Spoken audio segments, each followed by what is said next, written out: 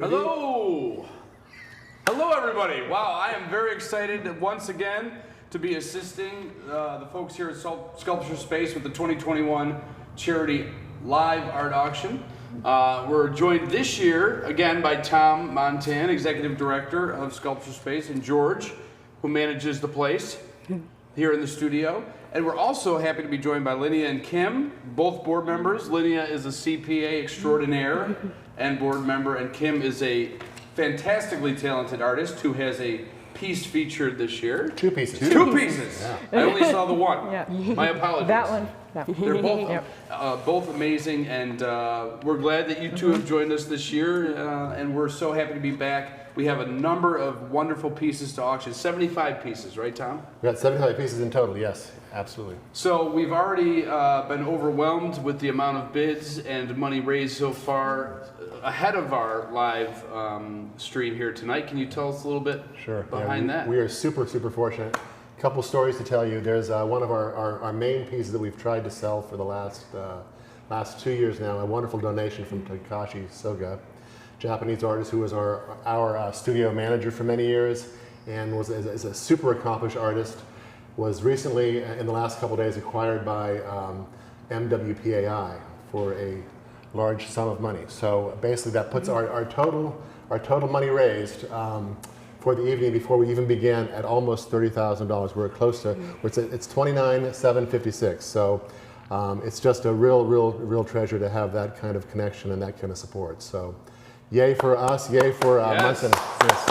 And thank you to Munson Williams for that. And if we can highlight this piece possibly here, it is a wonderful piece, truly remarkable. Yeah, Matt, do you want to zoom in on the piece so people can see the piece? Use the rover. Right here. It is really amazing, and will live in Munson Williams' private collection. In their permanent collection, I think that's right. So we do have a number of pieces. You can, of course, bid until 7 p.m. We encourage you to share the live stream on your social media. Visit the website, sculpturespace.org, and you'll be able to donate there. I have, once again, max bid myself on items, so I'm hopefully going to be doing that. George, do you want to mention the first piece that we would like to highlight here this evening? Was the Interwoven. Oh, Interwoven, yes. We have Interwoven by Amy. Well, actually, let's back up. I think what we want to do is sort of highlight the high bidders going into the auction. That's what we're talking about first. So we're not going to necessarily highlight that. We could highlight it now, but there are several pieces that are going for breaking the 2,000 mark at the get-go. So if you want these pieces, bid often, bid high. They're really, really wonderful pieces. Amy's is one of them. Amy Tarasek, very talented board member, our incoming board president. Maybe we can walk over there. So I guess Matt is showing us the pictures of. It's not come up on screen yet, Matt. There we go. Wow, that is an amazing piece. Yeah, this is Amy's piece, and just sort of highlight what's going on here. Amy was one of 6 artists that traveled to Empire Recycling with the generous contribution of Empire. They were able to pick and pull from the recycling yard and find really crazy pieces. And I hate to say it, Steve might not like me to say this, but they turned trash to treasure. Wonderful recycling operation that Steve runs over there, and it's just an amazing collaboration we've had for many, many years. These are often our highest sellers, and Amy's pieces always go for a high dollar. So please bid on this piece. It's just an amazing piece, as you can see. So, George, why don't you tell everybody watching who doesn't know already what you do here at Sculpture Space and give a little background on that. Yeah, so if you don't know already, our residency program has this very large, impressive studio that has a few satellite studios off of the main section. And my job here is to sort of make sure that that is maintained, that the equipment is working properly, and that the artists are taken care of, basically. So as they come in to the space, I will help them find materials, connect them with local resources, and help them through their process if they need any. Show them how to use equipment they may not have used for a while since grad school, or never used, and teach them how to use it. So all of these are part of the service that Sculpture Space provides while artists are in residence with us. And Tom, I, the board, and local industry all make that happen, and we're very glad of it. So last year, of course, unfortunately, the residency program was a little bit on a hiatus. A little bit. Due to the pandemic, but we were talking before the broadcast here this evening.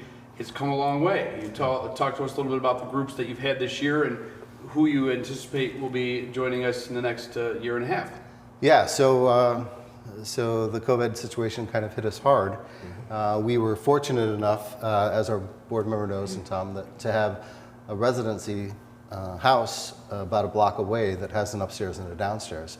So even throughout the pandemic, we were able to bring in, at the very least, 2 artists, one to stay up and down, quarantined for the requisite amount of time, and then use the space. So that was beneficial for us. I think we're very proud to say that we never closed our studios through the pandemic. We kept ourselves COVID safe. Yep. We downsized to the right place, and we were able to keep the place humming. So that was a good thing.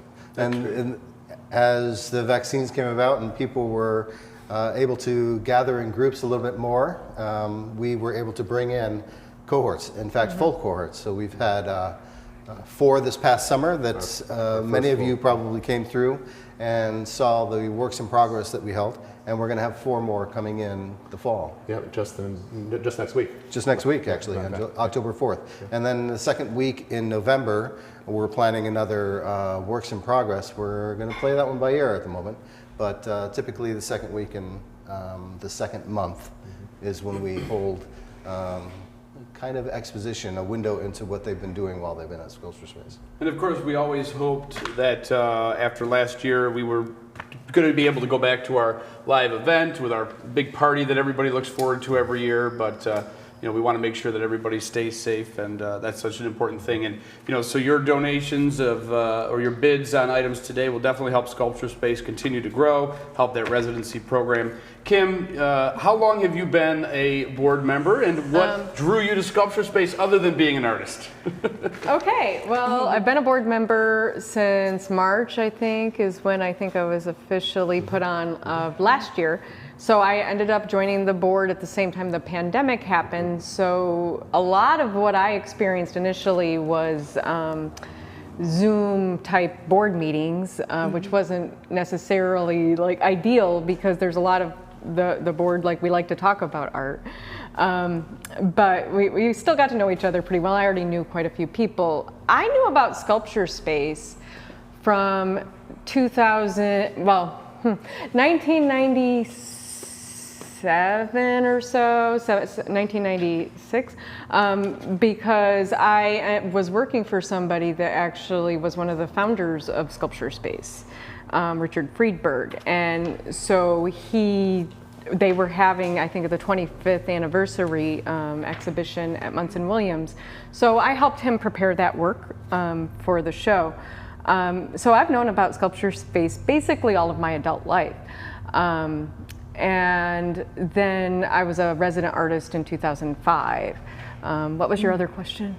Well, I think I covered everything. But that's a lot. But I've actually known, and the reason I'm here, I work at Munson Williams as a adjunct professor there teaching sculpture. So I mean, it's very much part of who I am at this point. Always participating, even when I haven't been a board member.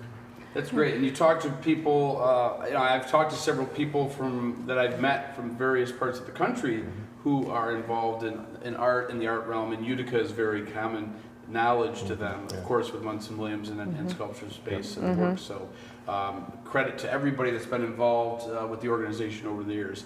Linnea, what drew you to working with everybody here at Sculpture Space and getting on board?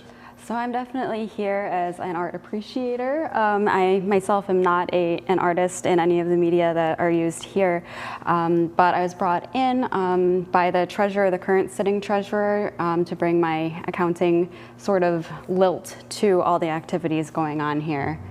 That's great, and you'll be Incoming treasurer. Incoming treasurer Yes, for the next board. year. Come January, that's correct. Wonderful. Yes. Well, they're lucky to have you, and again, we're very happy to be here. So, Tom, do we want to start to highlight a few more pieces? Let's talk art. Yeah, I think Let's we should get these definitely do it. bids Yes. up. Yeah, absolutely. So let's start. I mean, we have a variety of rooms to go to. I think that the way to maybe start this is let's talk a little bit about what we have on the floor here. We have several big pieces on the floor that are just amazing.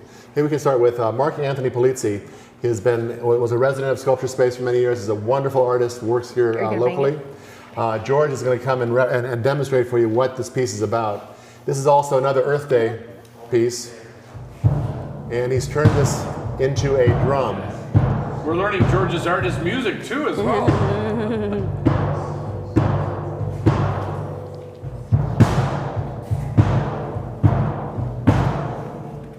So it's a piece with a lot of girth and it's really a cool piece. I think it really is for the right place, it's going to be the most perfect sculpture. And the neat thing about the drum heads here is they come from screen prints. They're the screens from a screen printing piece. So that's what that comes from. That's interesting. I actually, one of my jobs in high school, I worked for a gentleman who owned a screen printing company. Yeah. And how that works is it's basically several panels. Yep. And the shirts come on this conveyor belt, and you put it down, you spread the Right, ink through it, exactly. and that's how Yeah. a lot of T-shirts are created. And it's just sort of amazing the kind of things you find at Empire Recycling. That's just one of those things. You know, it's like, who would have known? But there it was. Many screens. And Amy's piece, Matt, if you want to go back to Amy's piece, the top of Amy's piece is using the exact same structure of the screens from those screen prints. But she took the actual screen out and used that structure for the structure of the table. So just really cool stuff. Maybe we'll go into the next one. Is we have one of our, let me see, which one should we go to next? Improvisation by John Lloyd. No, that's another one of our high bids. We'll go to that in the first room.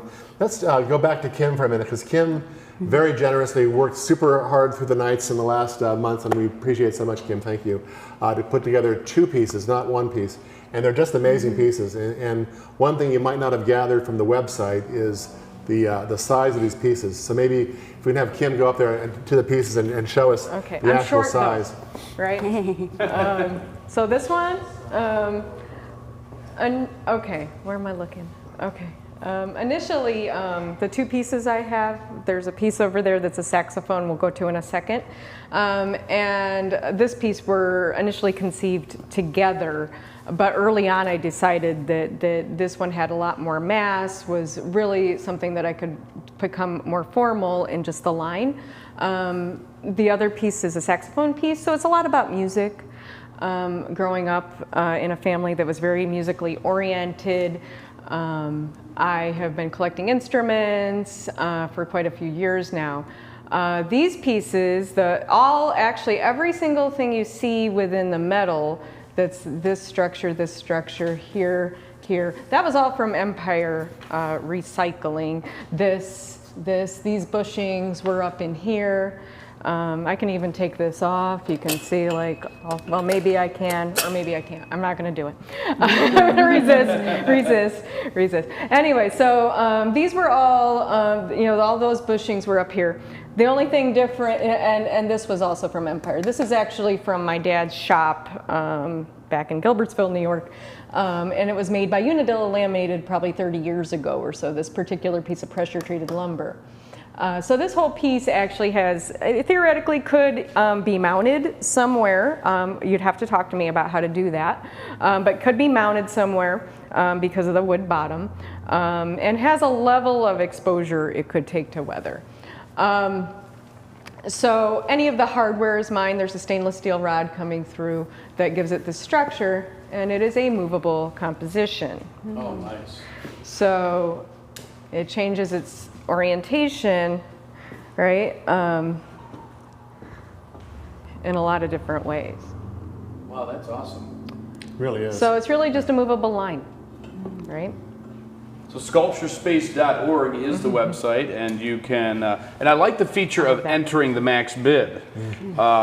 As I learned last year, you can change the max bid. Absolutely. And in some cases, you have to do that. So Before Kim talks about her other Okay, you piece, which we'll get to in just a second here, The max bid, for those of you out there who don't know what that is, when you're bidding on a piece and you know you only want to spend a certain amount, you can if you scroll down to the bottom part of that bidding part, there's a place where it says max bid. You can put your max bid in there, and then what ends up happening is the computer works for you on your behalf and bids and bids and bids, and will only bid as high as you need to go to get that piece. And if it goes over that, then you guys need to then check in and make sure that you change your max bid. But it really is a very nice auto bid feature. So Yes, and so again, sculpturespace.org. If you click on the link at the top of the web page, you will be able to easily find each and every item, put your bid in, monitor that bid, and as Tom said, if you need to adjust the max bid, you can do that as well. So also bid high and bid often. absolutely. So Kim, if you'd like to go ahead and show us your second piece. Okay, where am I on screen? And I believe on the screen right now you can see what that looks like. That's the web page. Okay. You can see Yeah, okay. another No, I'm piece just by wondering Kim if I and was streaming. how to bid. So, yeah, this one is a changeable composition. It was separated out from the other piece very early. I really wanted to put the saxophone on a wheel. So this is all from Empire 2. Different years though. This one I got this year. The two cymbals I got a few years back. I kept them, hoping I'd find the right thing to go with it. This piece isn't as interactive as that one in its like extreme movability. It's more like if you think about a piano that needs to be tuned in its location. So obviously, if anyone purchases it, I would have to talk to you about about going to your place and helping you out with reassembling it. It does have a level of musical ability, a level. But I was really considering the expression of music, thinking about Kandinsky. Historically, like it's been very influential to me within my teaching career, within my own career. So really thinking about that expression of the instrument itself and the seductive S-curve that you get from the saxophone. This whole piece, if it's balanced, this piece will sit there and hover.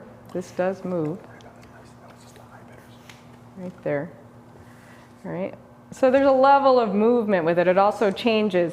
It is mountable too, just so that people understand that, you know, because it's sitting here, it's on a wheel. Totally can be extremely stable within your environment. So down here, there's also a place you can mount it with a screw, and on the other side, there could be a post mounted if necessary. And there's also definitely ways you can just put it, it could be on a board or something that's mountable. It's pretty light. It's a very light piece. It's changeable in a lot of ways because it's all of this hardware. And a lot of the hardware are things that I added in, but this is something from Empire. Anything rather unique is from Empire. A lot of, you know, this metal work I did, all the tapping and all of that I did. This is from Empire. So there's, you know, a sort of a mixture of different things. Some things I've just stored away over time because actually this Earth Day event is really very consistent with my own practice. So it's just an extension of it because I work with instruments. I work with brass and steel and doing things with taps and dies and things like that. So it's very much a great opportunity for me to make something with materials I may not be able to afford or find easily. It's always great to, as Kim mentioned, if you need to find out how best to display this in your home or office, she is readily available to assist with that. Kim, wonderful pieces, and thank you. Bid often, bid high. That's right. Bid often, bid high. So we do have a few other pieces. I don't know, George, if you want to take us through some of the other floor pieces we have here. Sure. This one has had some interesting, as Linnea was saying, interesting adjectives to this next piece. Indeed it has. This is Jin's piece. He was with us in the winter solo as a resident during pandemic times. You may have seen his video that he shot with us about his work and what he thinks about when he's creating. This one is called Warrior of Undersky. Jin has created an entire mythology around his pieces, a philosophy of a post-apocalyptic world where he is the husbander of all technical knowledge, and he's hoping that this will allow him to bring people to him, and then he can dispense the knowledge at his will. And he would become this high priest of technology, this cult of technology.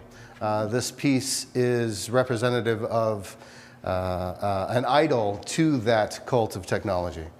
It has some very interesting totems, faces, technological bits throughout to kind of express that idea of technology being risen onto this godlike power. Yeah. So, And talk very about interesting some of the piece. material that makes up, because I imagine you had several conversations with him, some of the materials that make up the actual structure of the piece itself. Yeah, so starting with concrete as a base, sort of coming out of the crumbling ruins of our world into this post-apocalyptic one, and this moss and found sort of organic material embedded into the concrete, which then transforms into this epoxy clay that he uses to build most of the rest. The sort of toxic green comes from a resin pour, and the applique, all of this paint and material and masks that he's abused and then applied to the piece, again brings this post-apocalyptic ruin to life. Organic material of the feathers have been coated so that they are held in position and that they don't degrade. The eye-like additions of the peacock feathers, the shrunken head, very, very creepy, and at the same time, it gives you all of this sense of where he's going with his mythology. That's awesome. So again, sculpturespace.org. It really is a nice platform on the website for people to. It's very easy to. I mean, even I was able to do it. Get on there, bid, set the max Yes, bid. absolutely, So absolutely, that really is wonderful. So before we check in with our first artist spotlight, Kimberly Lyle, we want to show off another piece here on the floor. Tom, maybe you can go up ahead and give us a description of what we have here. Yeah, it's a re-gift from a patron who gave this back and bought this many years ago from us and enjoyed it for many, many years. It's from, can you read the name for me? It's on my screen there. I can't really remember the name of the artist. Gyula Vorsor. Okay. Local artist, I mean, he's in upstate New York, I believe, or maybe a little bit further east, but I'm not sure. But again, it's solid wood, and it's just a lovely piece. You can see the features of the horse, and as the wood turns into a female figure, it's actually really quite beautiful. And that's fully made of wood. Fully made of wood, yes, and wonderful joinery. You can see there's ways that it's put together if you look at it closely. Maybe come back around here, Matt. You can see where the legs go into the body. It's just some amazing woodworking skills here in carving. Wonderful. So again, that piece available as well. And at this time, I think we want to bring in our first artist spotlight. That'd be lovely. Actually, I'm going to bring her piece out here. We can all sit around and talk about it out here. Okay? Perfect. So our first artist spotlight of the evening is Kimberly Lyle. And as Tom said, he's going to bring her piece out. And we're always happy to speak to, as you just realized with Kim, we were able to realize kind of what the thought process was and the motivation or inspiration behind the pieces were. So do we have Kimberly on the line? Okay. We're connecting. That's great. So let me just start by saying that I really love this piece. Kim was with us, Kimberly was with us last cohort. She was part of our first full cohort. She came from Penn State, actually from Arizona via Penn State. And lovely, wonderful artist. And she did this meditative work when she was here. And what these pieces are, and I'll have her tell you more about it, hopefully, we get her on the line, but she wandered the sort of a mile radius of the Sculpture Space studio. And in doing so, she collected soil samples and dust samples, whatever she could get, tactily pick up from where she was walking. And she would then take the dust, if you will, and mix it with a medium, and then paint it onto some wonderful cardstock, and then in the bottom would note where that was. So, I mean, if you want a piece of Utica, this is truly literally, literally, not figuratively, literally, and it's just a beautiful, beautiful representation. Oh, very good. Here we go. I think. Uh-oh. No. Did you call me? Who did you call? Maybe not. Okay, sorry. Anyway, so if we look at, we zoom in here and just see that she made notes of where it was. This one is from makeshift sidewalk next to construction site. Well, as we all know, Utica has experienced a lot of construction. The Exactly. growth is really incredible, and so definitely a lot of that going on in the last year and a half. Yep, yep. Okay, here we go. Hello? Hello? Hello, Kim? Oh. Hello, Elliot? Elliot? The wonders of modern technology. Hello. Hi, Kim, is that Is you? that you? Hey, Tom. Yeah. How are you? I'm just talking up your piece. I just love it so much. Maybe you can tell us a little bit about the inspiration for the piece and sort of how you came to do it, actually.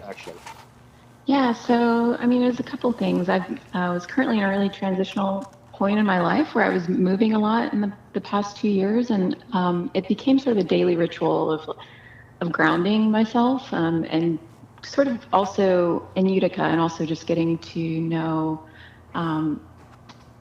paying closer attention and having a greater awareness of, you know, the what we're walking on and the air we're breathing in. And, I had been taking over the pandemic, I took over the course of that year, I'd been taking classes online with a Zen monk who would teach art, and sort of what I came away from that with is that you can make art out of anything. And so the soil and the dust became sort of just a daily practice of grounding and noticing the places I went in a different way around Utica. Right. Yeah, and I also they became interesting because they all sort of took their own personality. I hadn't been aware of how different the soil from, you know, just in that small area could be, or how different the dust could look depending on where it was.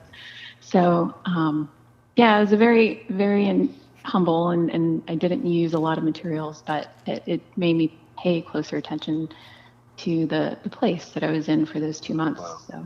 Well, thank you, Kim, for doing that and for donating it to us. It's It's just such a lovely piece. We were just very excited to put it on the auction tonight. So thank you for that. Question for you. I just had a couple questions. The medium you used to put the dust down, was that just water, or was it, would you use an acrylic medium, or how did you apply that? It's just pure water. So I would just mix a little bit of water with it. And sometimes if it was muddy enough, I would just use the mud, but then I sealed it so that it wouldn't fall off with just a clear sealer. Yeah. Wonderful. Well, it's just a beautiful piece. Thank you so much, Kim. Thanks so much. Thanks, Tom. Really appreciate it. Thank you. All right. Take care. Take care. So once again, if you'd like to bid on this or any of the pieces, sculpturespace.org, of course, the website, very easy to use. As Tom says, bid often and bid high. We now want to go, I believe, to room 1. Yes, we'll go to room 1. Maybe a couple of us can row. Maybe Kim, you can join me. Sure. And Linnea, if you want to go in there as well. And then Matt's going to bring the camera along. I think for the sake of conflict of interest, I should stay out because my piece, my future piece is in that room. Yeah, exactly. So let me turn the lights on first. And as you can see, we've tried to set this up in somewhat of a gallery setting. I want to thank Frank Viola particularly for spending an afternoon with us to set this whole thing up. It's as a gallery would be. I'm going to sort of bounce around because there's a lot of really cool pieces here.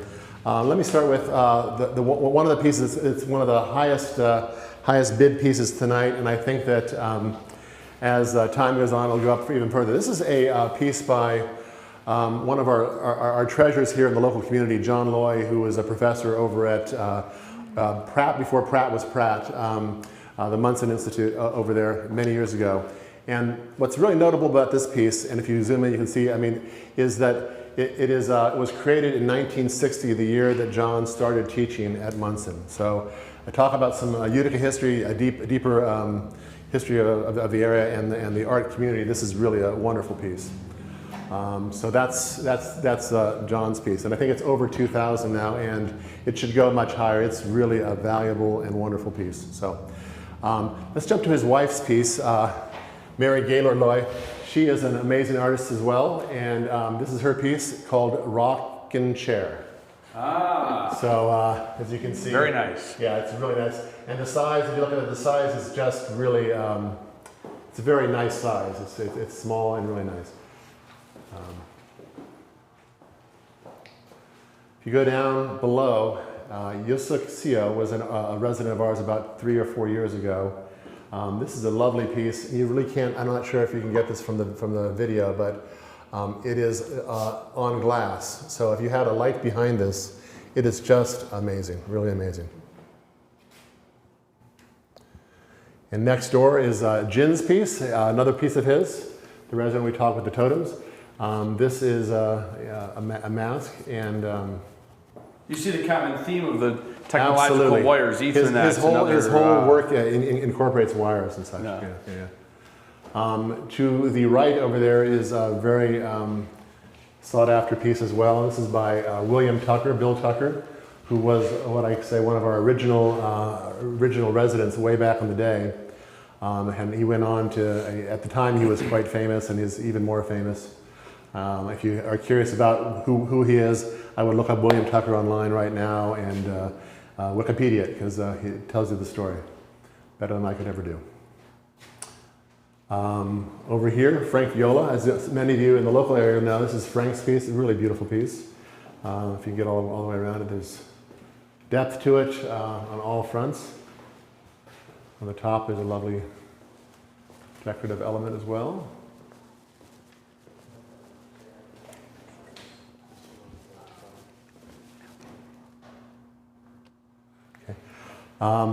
One of our local artists and mover and shaker from Four Element Studio and Clayworks. What's the name of Vartan's company? Do you remember, George? Pottery. Is it Clayville Pottery? Yeah. Okay. This is Vartan's piece, and what hopefully you can gain from the visual here is the actual size. I mean, it is just a beautifully large and beautiful piece. It's wonderful. Okay. We are very fortunate again to have a piece by Andre Green, local jeweler. And Andre's piece is, they're always stunning and always go for quite a good price. One of a kind, and this is just a great piece. So I'm always interested in this next piece, an artist who was with us this summer. I'm very interested in an outsider's perspective, so to speak, on that. So, Linnea, Kim, could you give us your first impressions on Alex Zach's triptych here? I do remember when those little rat legs were around the studio here. I do recall. They look peaceful now, I would say. So you guys may not know that Linnea has a young son too. Did he see these pieces when you guys did the works in progress? Did he? I'm not sure if he saw the actual rats themselves, but we both clocked those little legs around.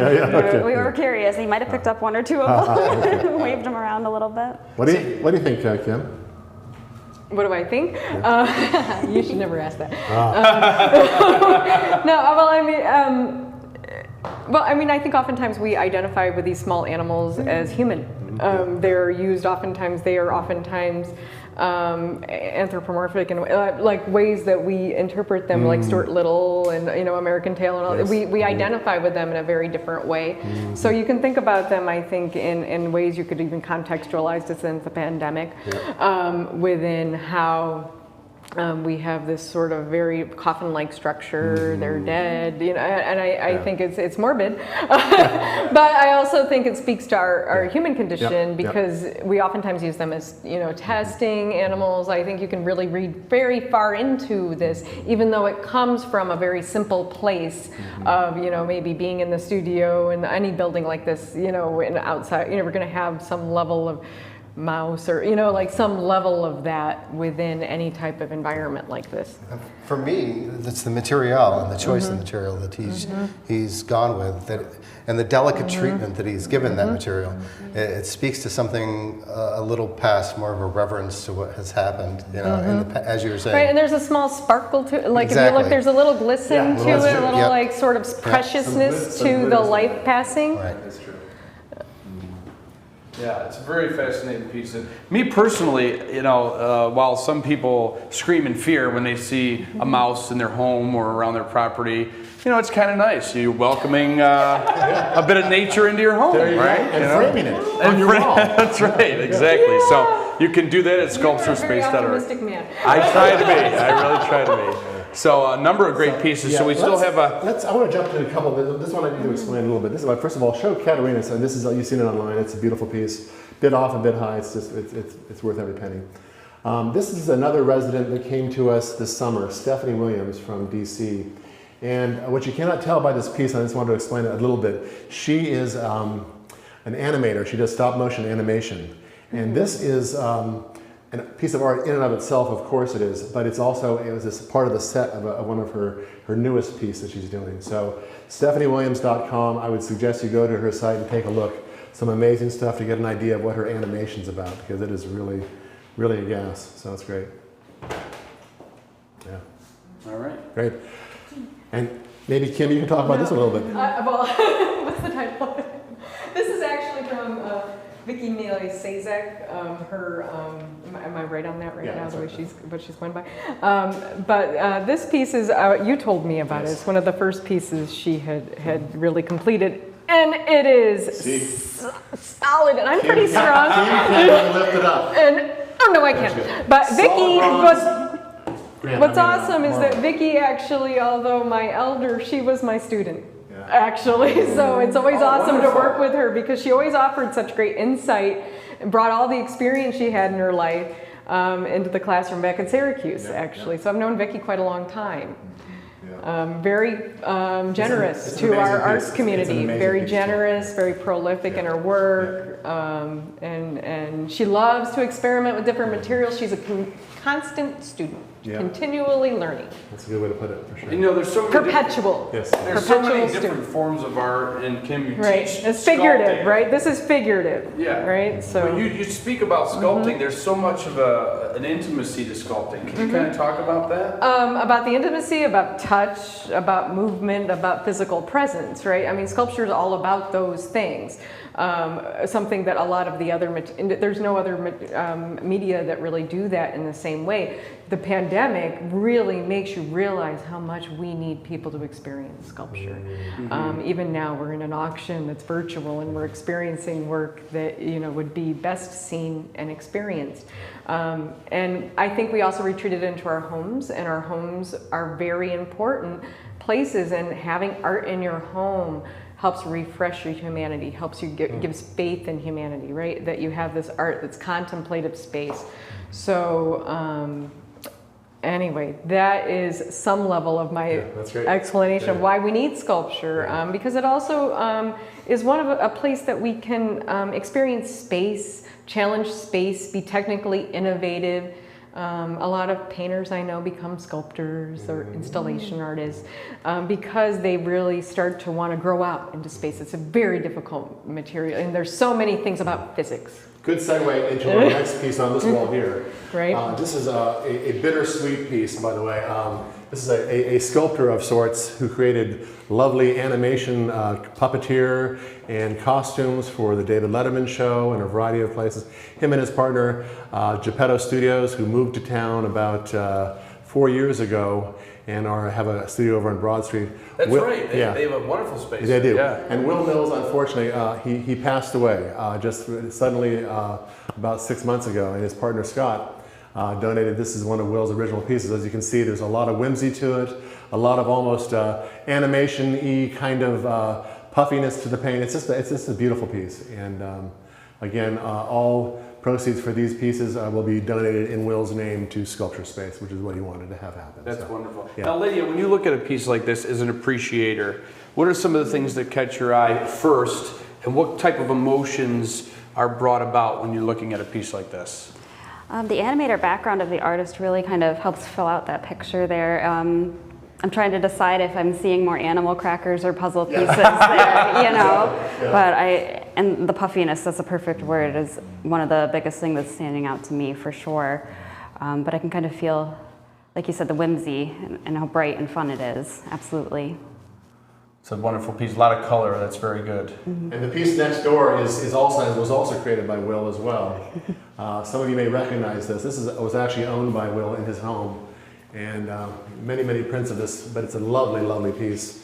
You get into the detail here. It is truly amazing, and the detail of Utica, and wonderfully framed as well. So he created this piece. Will did he as did, well back in '94. And it's interesting because you go to various places in Utica, and like you said, there are several prints of it, and you see it around. But the what's really special about this, why I have my eye on it, this is Will's. Yes, this is the original piece. It's not original. No, I mean it's still a print, but I mean it's what he had hanging in his home. In his home, yeah. So, yep.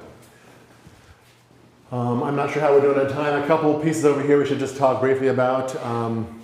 Let's go to this piece right here, particularly Ann Reichland, woman who has been a wonderful supporter of ours and a resident, I think, once or twice. If you drive by Sculpture Space's grounds every spring, you will see Ann's work, and every day you'll see it as well. The big house on the hill, it's part of her series called Tracings, and every spring daffodils come and grow in front of Sculpture Space because of Ann. Lovely piece. This is a wonderful photography piece of hers. And quickly, the two remainings in room one. Yes, exactly. This is Mary Giles' piece. You can see this piece right here, and a beautiful photography piece, which I forgot the woman's name now, but anyway, this is a Sculpture Space narrative of the past, and Sylvia's done lovely photographs of Sculpture Space over the years. Sylvia Deswan. Yes, I'm sorry, Sylvia Deswan. Okay.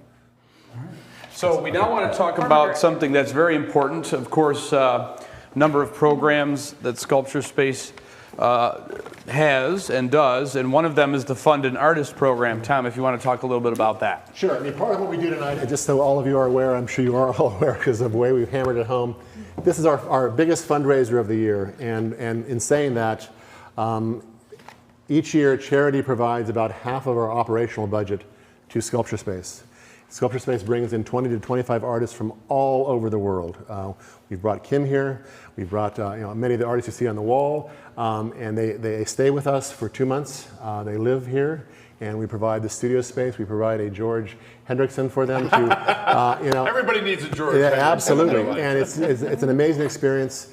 We've crafted it a little differently in the last few years, where we bring in 4 to 5 at a time. So there's more of a community effort that we bring into the programming as well. But many of the artists, most of the artists that have come here have testified how wonderful the experience was for them and how it has furthered their career. And to say it as frankly as I possibly can, we could not do that without your support. So whatever you can do, you'll notice on our website, on the auction site, at the very bottom, there's a Fund an Artist and a variety of different ways to give. And again, we so appreciate all of the gifts that are given from many of you out there. So please give from your heart, and tonight we hope to just, we're asking for you to help support the program. And George, go ahead. Sorry, I have to say that the Fund an Artist this is truly a unique experience for these artists that come to us. It is 2 months away from the world to really just investigate their practice. As many of you know, if you could have 2 months to do absolutely nothing but eat, sleep, wake up, and do your practice, whatever that may be, how wonderful, how much you would relish that time. This is that opportunity for these people. Please, fund it if you can. And one of the wonderful things about whether you are a native of Utica, such as myself, or anybody who's born and raised here or has been a transplant here, one of the things I talk to people about from other parts of the country that I've met, or even over the world, is how diverse our city is. We have a wonderful refugee center here, and a very diverse community. And so with the Fund an Artist program, we're getting artists from all over the world. Mm-hmm. And they go back and, most of the time they say how much they love Utica. So really, not only are you funding somebody for the ability to, as you said, to really hone their craft and have their best work done. But you are assisting in the marketing of our great city. Absolutely right. And that's such an important thing. They become ambassadors of Utica, basically. Yeah, they really do. And you can speak to that as well, I'm sure. Yeah. They go to India, they go to Peru, they go to Japan, Korea, Germany. You know, the list goes on. I mean, I think we have over 35 countries represented that come here over the years. So it truly is. We are very well known throughout the world.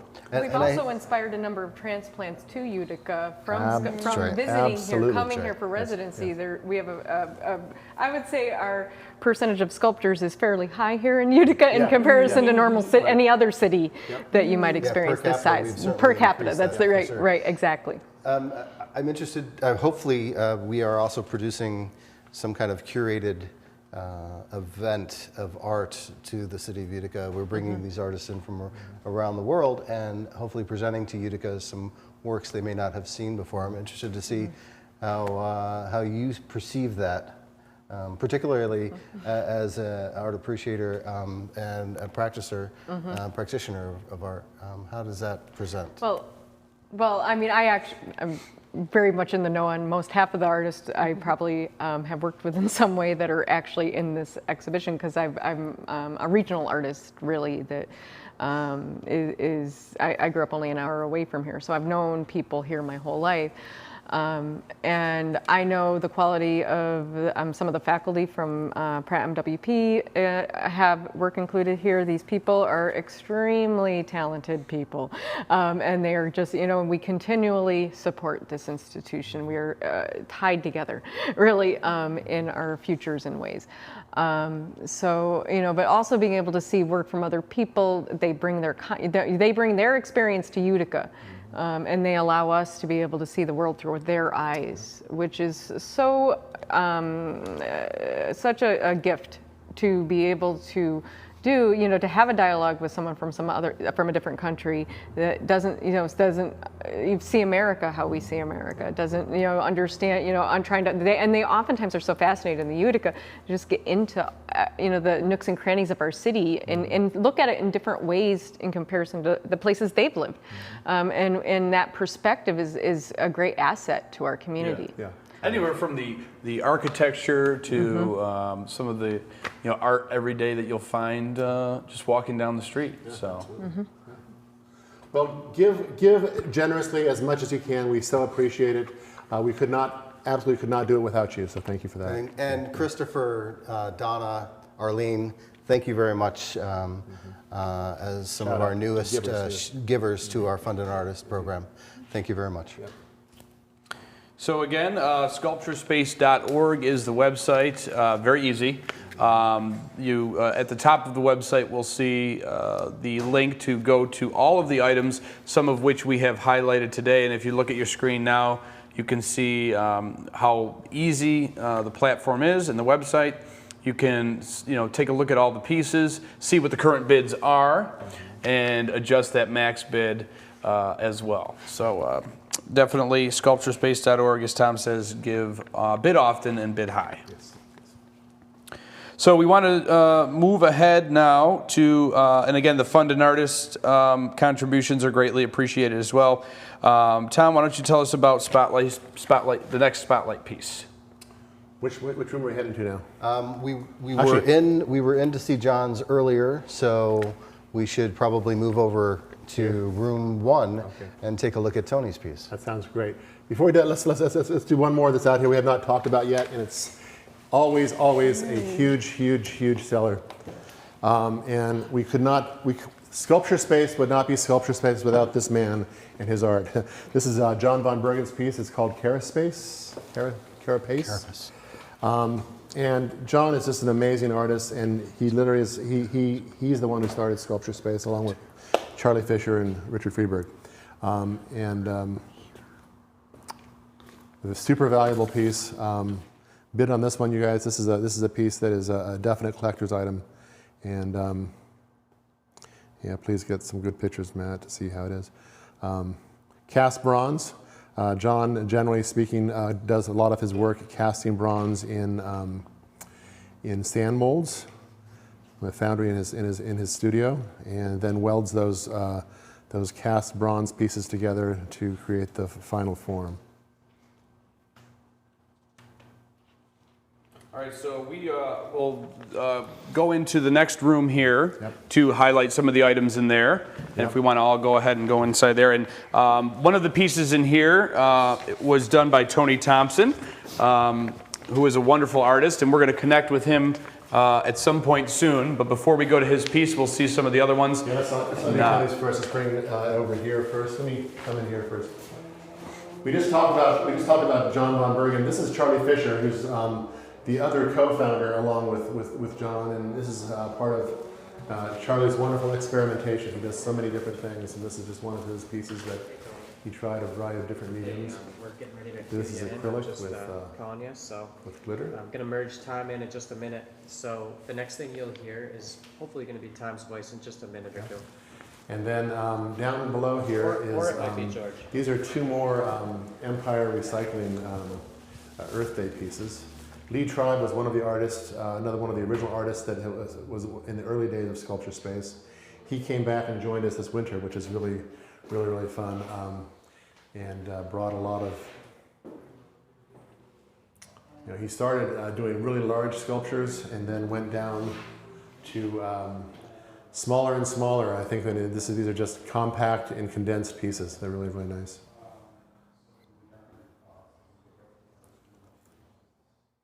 We have a really good talk that Lee did on the website. That's correct? right. Yeah, absolutely. Yeah. So if you- anybody's interested in his work, you can also learn about him on the website. There's Exactly. a link to an artist lecture he gave just 6 months ago. Yep. It was part of our virtual series. Absolutely.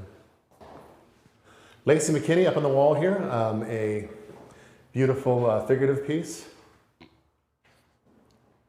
I'm a huge fan of Lacey, and she has been transforming her work over the years. I've been watching her work, and it's gone from almost stark realism now to some realism mixed together with some abstraction. It's really quite cool.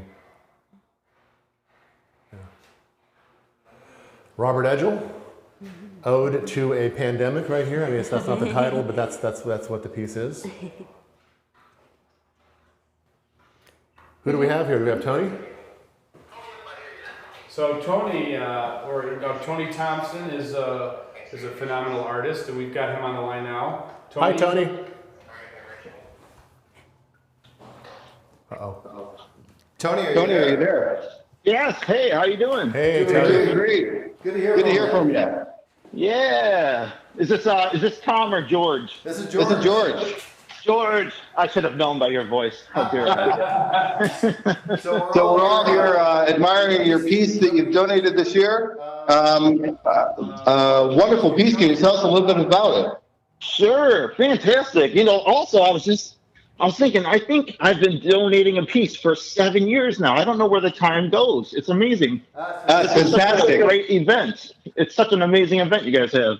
I look forward to the pieces you donate every year for sure. It's so fun. I love it. I love to participate in any way. So it's really great. But that piece, I love working on windows.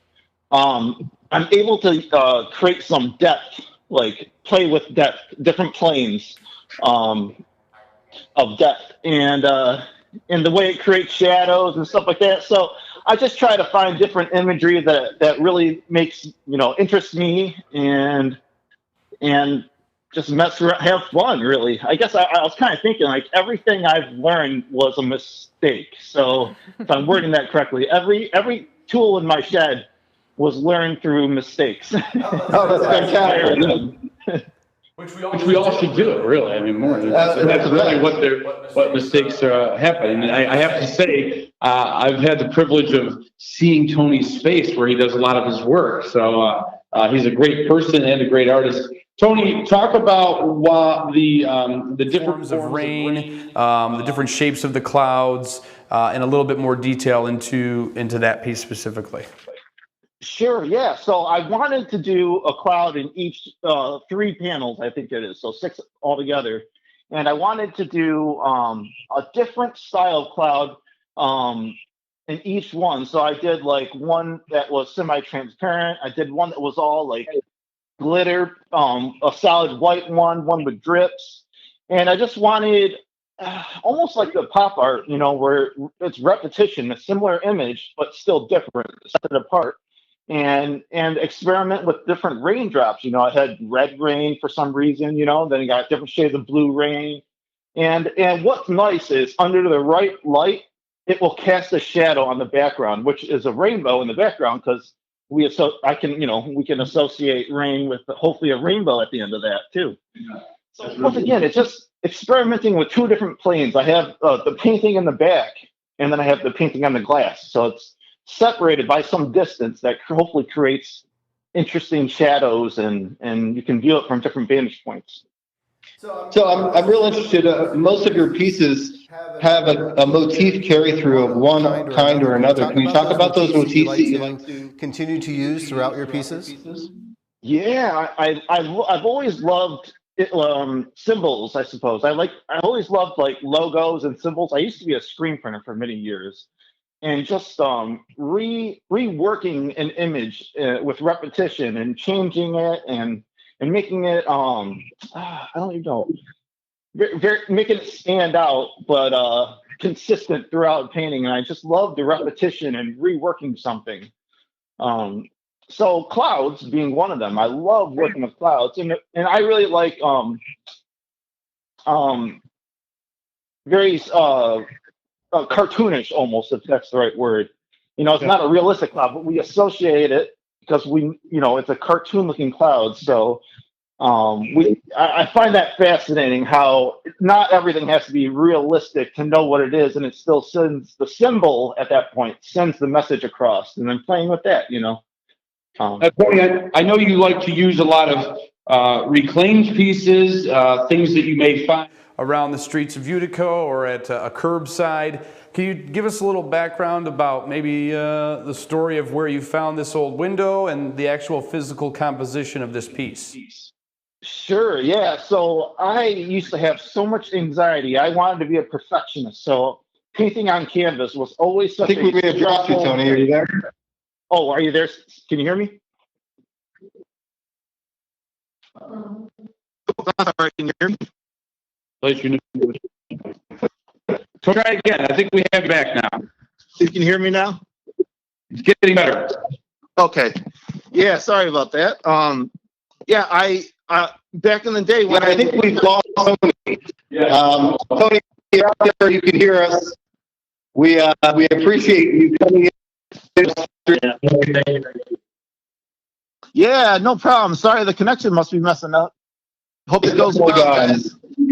So we'll again. Tony's piece is available. You can bid on it, set a max bid. But what do we do? We bid often, and we bid high. There we do. And I know that what I can say is that I've had several conversations with Tony about the fact that he can be driving down the road and walking down the road and find something and say, that's a piece. And Kim, as an artist, I mean, you never know. You never know when inspiration will strike. I've had pieces, I've collected objects for like 3 years or something, and I don't know what I'm going to do with it yet, but you know it's a thing that that speaks to you, right? But you can't quite get it organized in your head until you find something else that comes to you. Yeah. But I mean, it's really, oftentimes, I've gotten more selective over time because you hoard if you don't. Yeah, right. And I also have had times I've collected really small things because I've had small spaces I was living in, so I just reduced the scale of the things I collected. But really looking for those things that speak to us in ways like that frame. I'm sure he's looking at the frame and looking at the paint and how, and looking at the age of that. And really, I'm sure this was important, right? Right, Something the like missing that's important pieces. To other people that doesn't think they don't think that makes it at all valuable. It's garbage at that point. But to an artist, it's wear, it's age, it's our experience. And it's interesting you say that because, and again, we weren't able to talk to Tony further about it, but it could be very possible that this was never touched by Tony, the outer working of the frame. It's part of the decay of the house. That's my guess. You don't know. Right. You don't know, but that would be my guess. Yeah. So that segues really nicely into Dan's piece, which is right down below here. Dan Buckingham, professor over at Pratt, sculpture professor and a member of our board as well. This is recreated from signs he found across Utica. So that's going to be all riveted. All these are rivets, pop rivets. So he's drilled all these holes, connected all these things in basic conal type forms. And it could either be a table lamp or just stand by that and have Matt get the size there. I'm 5'1", so I understand. It's quite large though. So like Tom's this tall. Yeah. Did Dan do anything to the lampshade, or? No, he collects old lampshades apparently. Cool. So Dan is an avid collector of many things. Yes. It's definitely a question because geometric, like a lot of the pieces at the bottom. Yeah. I see why it was chosen. Yeah, no, I kind of agree. On the wall up here, Steve Speck couldn't join us that we asked him, but he couldn't make it unfortunately. But Steve is another local artist. Many of you probably know and love his work. He's a collage artist, and this piece takes many different flowers and combines them with photograph and decal, I believe, is on her forehead. Really amazing piece called Flora. The thing I like about that piece too is that the woman is far in the background because of the grayscale behind, and then the colors are very warm, so they come very far forward. It's beautiful. So it really plays with space, but it's just on a flat plane. Yep. Steve Speck. Couple of photographs we made to sort of scan around. We have one from Sylvia DeSwan on the top there. That's from Sculpture Space, correct? They all are. We have three of Sylvia's pieces in the auction this year, and they are all from Sculpture Space residents. Dr. Robert Edgell did many pieces, many photographs here. This one on the below here. One to the left here is also Robert's piece. And Robert teaches architecture. Yeah, architecture. Poly, so it's very interesting to see his photographs of buildings. Exactly. A board member. Then Mario Colon over on the left-hand side here. This is part of one year. They do a steamroller press over at MWPAI, and this was one of his prints that year. So it's a huge steamroller that rolls over cloth on the ground with ink. Some people may have seen an exhibition of the more recent steamrolling at the Other Side Gallery that we just had a closing reception for. So he was also took part in that multiple years. And also done really great demonstrations on Instagram of late, so I'd follow him on Instagram. Kim and George and myself, we've all been participated in the steamroller project. It's really a fun project. It's so fun. Yeah, collaborative and fun. It's like sculpture but flat. Exactly. Exactly. Another one, the gentleman who made the mice we talked about in the other room, Alex Zapp, was here just last month, and this is another donation of his. It's he does some wonderful things of just taking pieces and making things look different than they are. The snail with shell. Out of an old towel. Perfect piece. What's he using for the material here? I have no idea. George might know. Hey George, do you know what Alex did with what the structure is underneath? What's the material? So this is a dipped cloth in concrete. Dipped concrete. Dipped concrete. Okay. There's other additives that he typically uses: sand and glitter and other bits that you've seen used with mice. So. So there's a number of those in the series, but as you see, he treats these sort of inconsequential, sort of pest-like creatures with reverence and delicacy. So very interesting. Right, become otherworldly. Once you put glitter in something, they start to glow. It takes on a different shape. Have an aura. Absolutely. Right? Do you know about the one above it as well, George? So Louis Colburn has been donating a couple of items to us over the years. Last year's was a monument piece. Cool. This is a wall sculpture to a missing item, a mount to a missing item. So you'll see to our left a stand that has two cups looking to hold an item that no longer exists. So very interesting work. It presents much bigger in photograph form. No, it's very petite, actually, very very easy petite to on the purchase and put in your house. That's right. On a wall. People like that.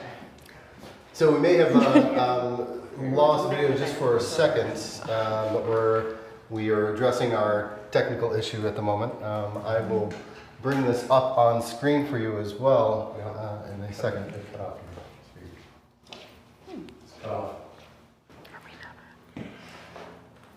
Let's swirl around and get a feeling for what's behind us here. What do you think?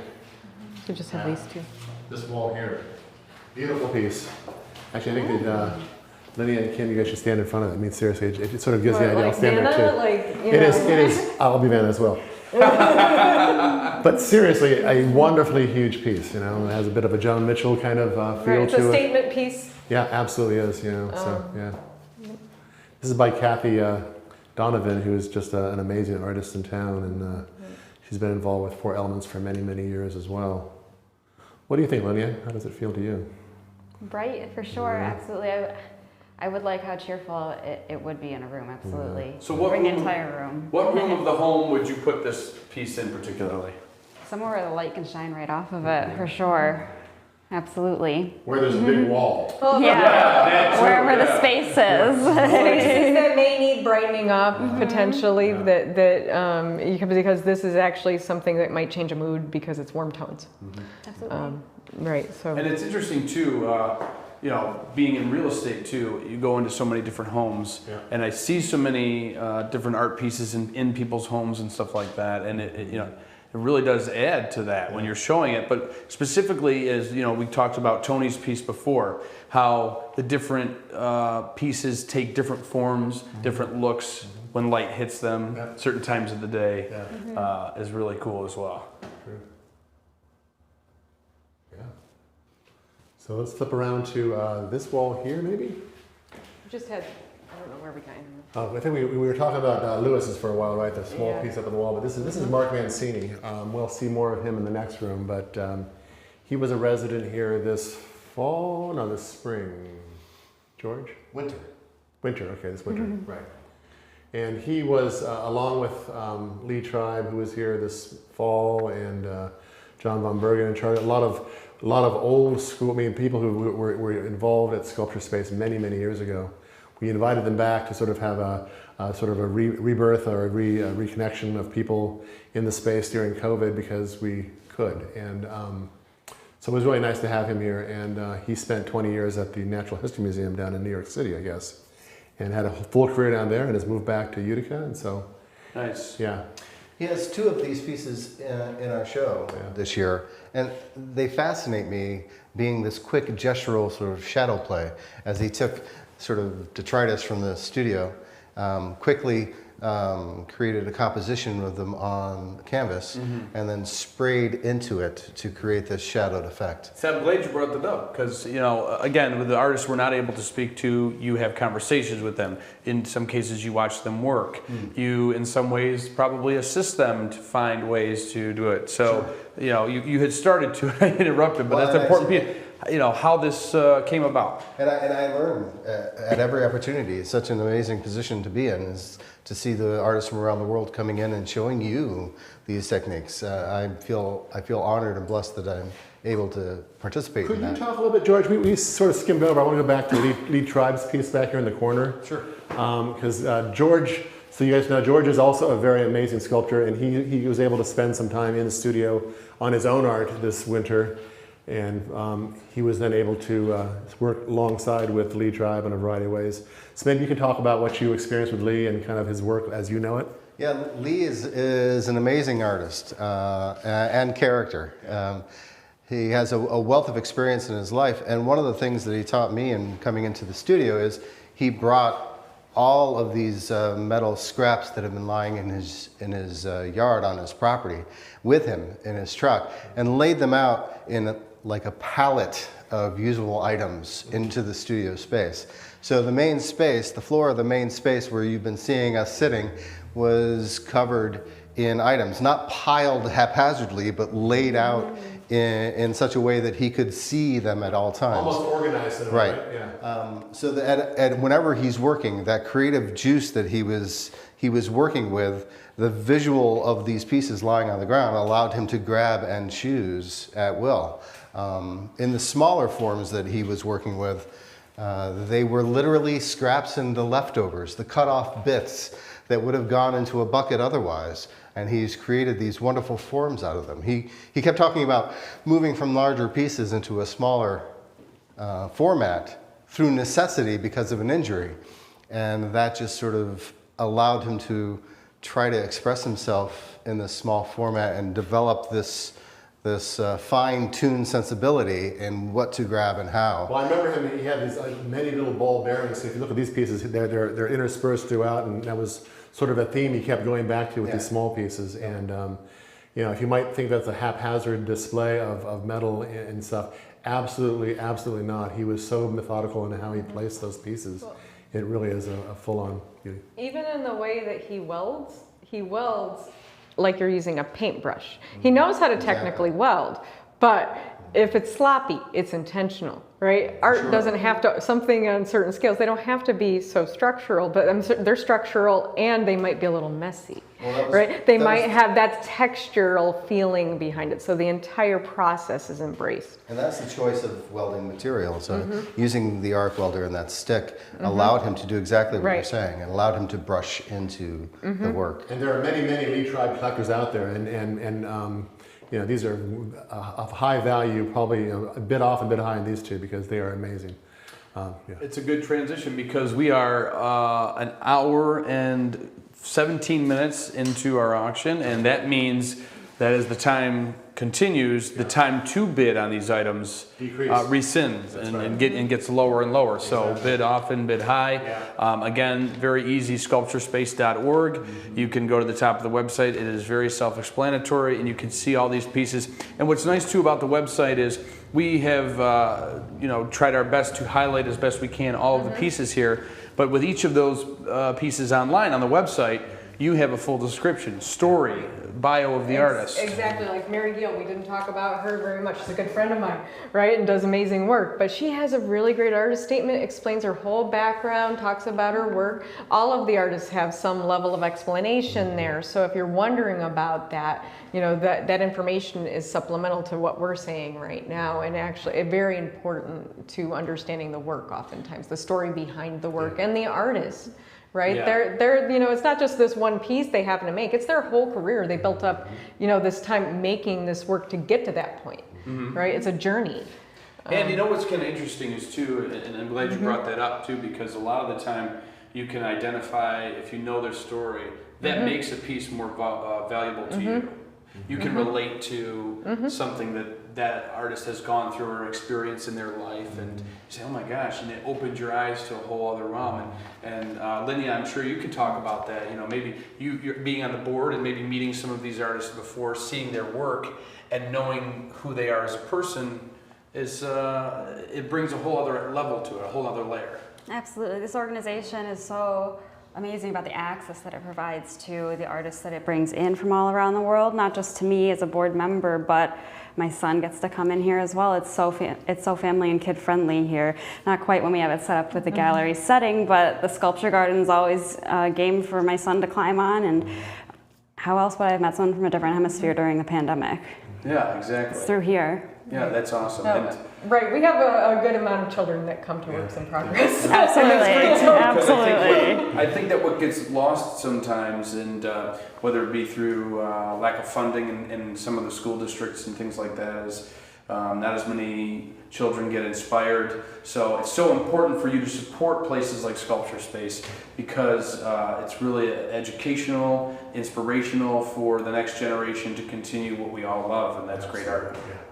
So I think that's. Is there any other pieces you wanted to highlight in this room? This is another Sylvia de Swan. Like I say, she highlights. Matt, can you zoom into? I'm sorry, to zoom into the Sylvia de Swan on the wall right here. This is David Stoltz. He was an artist here, and he did some very amazing pieces. He did, I think, one of the first installation pieces in Sculpture Space. As you can see, he rounded the walls in the back part of the studio at that point, and yeah, so it's just really quite an interesting. Story behind that, which I'm sure Sylvia Swan could talk to you about because she took the photo. Or I'm sure it's on the website where you can go to bid high and bid often. Absolutely. As well. Yep. So if we want to, we'll move back to our set here, and we can talk a little bit more about the Fund an Artist program, which we did mention before, but I think it bears repeating a little bit more for those who maybe have joined us late. Sure. Or maybe missed it the first time. It's such an important thing to bring people here to Utica and to Sculpture Space, and we want people to not only bid on their favorite items, but to support the Fund an Artist program. Right. I want to sort of, I'm sorry. I just wanted to, as we're sitting back down and letting our hairs down or whatever hairs we have left down, I just wanted to bring attention to one of the items on our list, which of course is Saranac's beer for a year. Yes. Andrew, if you'd like to speak to the benefits of said auction item. I do love Saranac products. It's so exciting because it's interesting in many conversations I've had with craft brewers and the Matts, Fred and Nick. That's a form of art. One time I had the experience of taking an in-depth tour. My cousin Colin and I, we went, it was a unique opportunity that Saranac had offered to kind of a first come, first served basis, where you would go into the brewery and you would take the tour that not is the usual tour that you can take the brewery tour on a regular basis that they have. And it's really kind of interesting because you get to one point of the facility and you go to the lab where there are different beers being brewed that maybe never make it onto the production line. And and that's the thing too, is I'm sure you've experienced that all as artists and art appreciators. You hear the stories of the art that maybe never made it to a gallery or never made it to a museum. Perhaps the founding motivation of our space is exactly that idea of it isn't the finished object, it's the journey, it's the process. It's right. It's not the product, it's the process. That's right. Yeah, so what was nice to see is, the head brewer at the time is constantly doing different ingredients, doing different formulas, and we see so many great Saranac products come out every year. It never ceases to amaze me. And it's interesting, a good friend of mine, John Nagel, was involved with the craft beer industry for several years. And a lot of the time, you look at this Clouded Dream IPA, everything from what's in the can to the can itself to the name, it's all artistic. So there's art everywhere. Right. And to put I guess a period on this whole concept of beer for a year, we know you like beer, okay? And there's also a coffee for the year from Utica Coffee as well. We know you like beer, we know you like coffee. Why not make a donation, win that bid, give that money that you're going to buy on beer anyway to Sculpture Space? Yes. So that's the way to look at it. So bid off and bid high, and those both beer for a year and coffee for a year. So we're very fortunate to offer those. Wonderful. So again, that Fund an Artist program as well. We bring, not we, but Sculpture Space brings artists throughout the year to our fair city and this fair space, and we would not be able to do that without your contributions, so we really do appreciate that. Tom, do you want to give an update on some of the high bid items that we have currently? Could do. I'd have to do a little bit of a shuffle here to figure that out, but yes, absolutely. I think that we're still seeing a lot of action on Amy's piece for sure.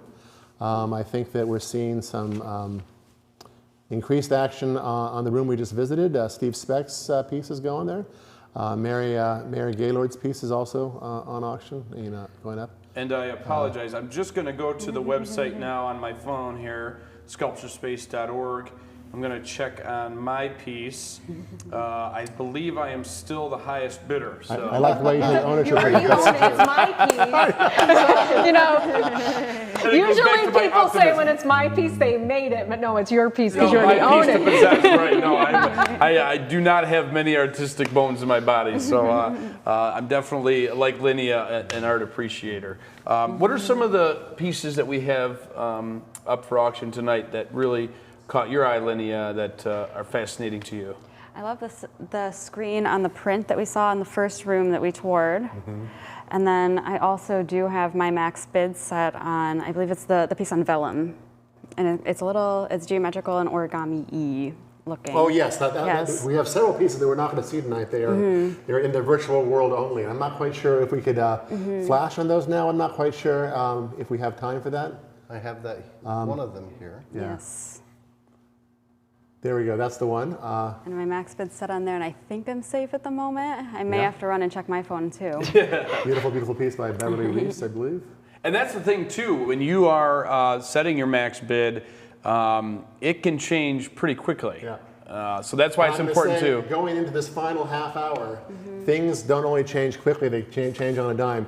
Set your max bid, set it as high as you possibly can stomach, because that's how you'll win the bid. So. I felt very safe last year right until the last minute I when know. I lost my piece. Exactly, So, I had the same experience. Exactly. And that's, well, and you know, my outcome was good that I had realized that I had to change my max bid because I would have lost out on that piece as well. So go back at least a half hour or 15 minutes ahead of time and change your max bid if you can, because that's how you'll win the piece. So just, So we are still going to be speaking with a couple of other artists who have pieces in our showcase tonight, and we'll be excited to do that. But I think at this time, we may want to go ahead and go to another room and let's feature a few more items. I want to call out, we just got a very large donation of $3,000, funding artists for an entire That's entire incredible. period. Yes. Thank you to John Connect and Lynn Schwartz. Thank you. Yeah, thank you very much. So thank you for that. So when you talk about, you know, we want people to continue to contribute as generously as they can. Do you want to speak to what it takes to fund an artist during their tenure here? What the money goes to? Yes.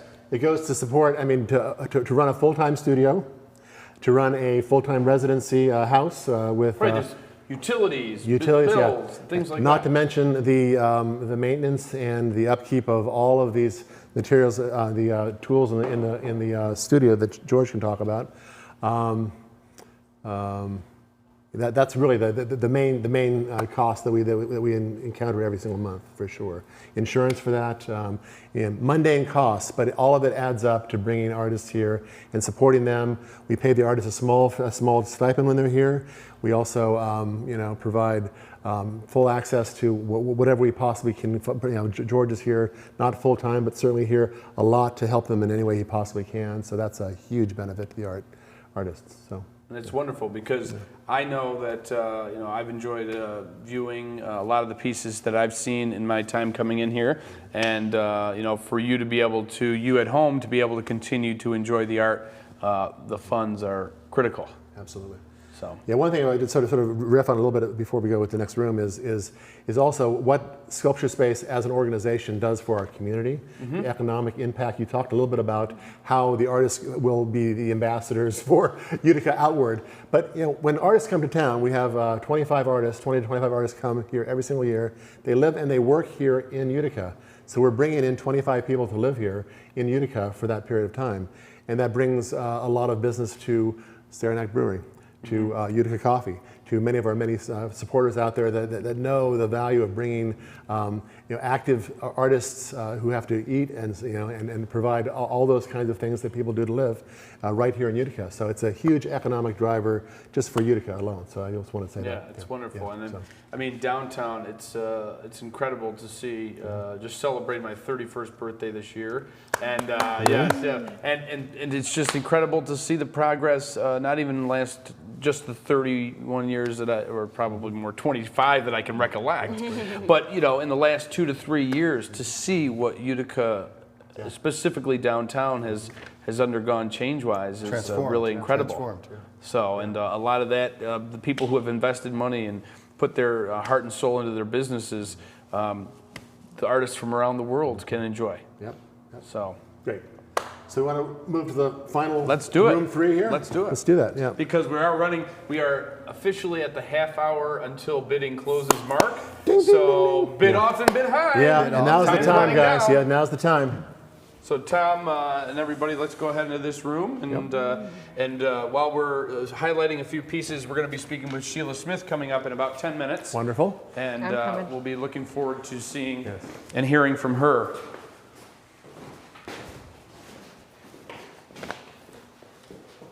Is Kim joining us? Yeah. This is a wonderful piece by the current dean of Pratt, Ken Marcioni, and he's just a wonderful painter, and he does some very unique combinations of things in his paintings. Wow. Hard to explain, but we look at this piece. I mean, you said, "Wow, Andrew." Just for me, the power of this piece is certainly the image, and I believe this is on the canal at some point, a structure on the canal, but is to look at the way the frame actually helps speak to the piece, and it's hard to sort of get that from a photograph. But maybe you can walk around and get an idea of that, Matt. Maybe see. Right, the frame isn't square. Exactly, So it's a there's trapezoid. a corner. Ken is an accomplished carpenter as well. So oftentimes you'll see woodworking, even sculptures that are wood pieces. You can also tell this piece has a rather mute palette, right? Actually, it's really within yellow browns. So it's extremely limited, but he's found ways of developing his depth. And Kim, talk about that, because depth can be, and Matt, if you can really zoom in here, even from, I couldn't tell for a second ago if that's just the shade of the wood or if he had carved. What is it? Oh, I think that's the wood. I think it's the wood. I think that's the wood. That's the nature of the wood. But it gets to the. But it did. From back here, it looks like he had used a tool to kind of almost carve down into the wood. Always question. Yeah. Right. But it's really nice to look at it how you can use, and Kim, maybe you can talk about this, the use of different colors to provide depth. Right. Well, he's just going through a range, right? So within monochrome, so you have something. And actually, this is even almost like a more orange, and Ken's gonna, he's my boss, so it's interesting to talk about his work, and he's probably watching, right? But you can see the areas that, the background, interestingly enough, comes forward, it's lighter, right? And so that might be sky, right? And then you see the areas of structure, he's highlighting these areas that are actually brighter and come forward a little bit more, and then areas that are left undefined.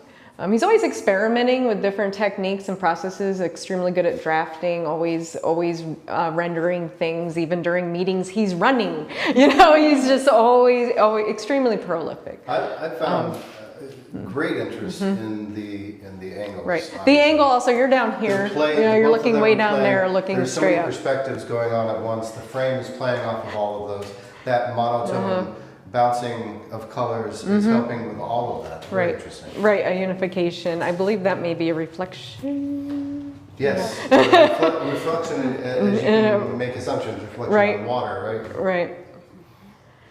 Right. So I mean, in a way, you realize he's still addressing some of these really interesting things. The basic principles that we teach at school, in a way within this piece, but it's much more advanced. He's practiced many years beyond that, but it still addresses some really basic design principles that we utilize within almost any art form. Once you start looking at any piece, you can start to break it down, right? This has geometric lines. It's extremely straight-lined piece. So for color theory, for design, all of this is the master class.